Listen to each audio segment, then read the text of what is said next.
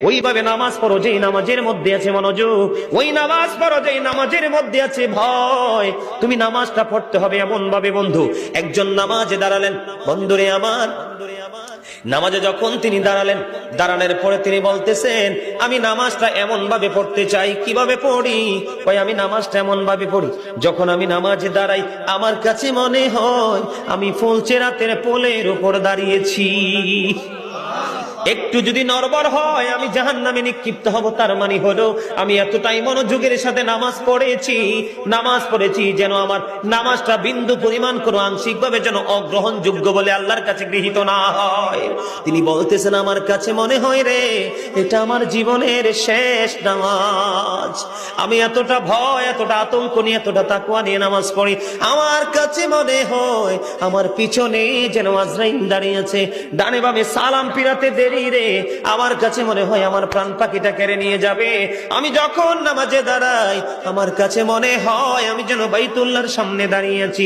আমার কাছে মনে হয় আমার ডান দিকে জান্নাত অবস্থিত, বাম দিকে আমার জাহান্নাম অবস্থিত।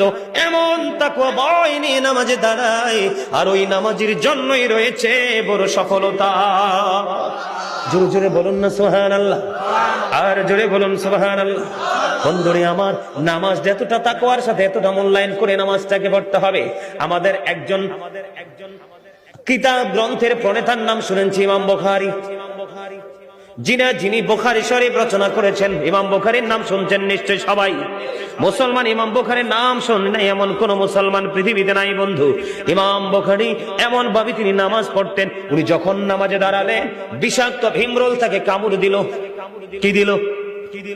বিষাক্ত ভীমরোল পোকা তাকে কামড় দিল বন্ধু। কামড় দেওয়ার দিয়ে কামড় কিন্তু দিতেছে, দিতে 10টা কামড় দিয়েছে, কিন্তু নামাজ শেষ হয় না।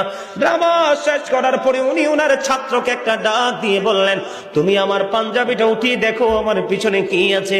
এবার চাইয়া দেখলো বিষাক্ত ভীমরোল পোকা তাকে কামড় দিয়েছে।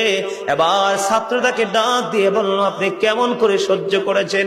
আপনার এত বিষাক্ত পোকা 10টা কামড় দিয়েছে, তার 20 দাঁত আপনার পিঠের মধ্যে বসিয়ে দিয়ে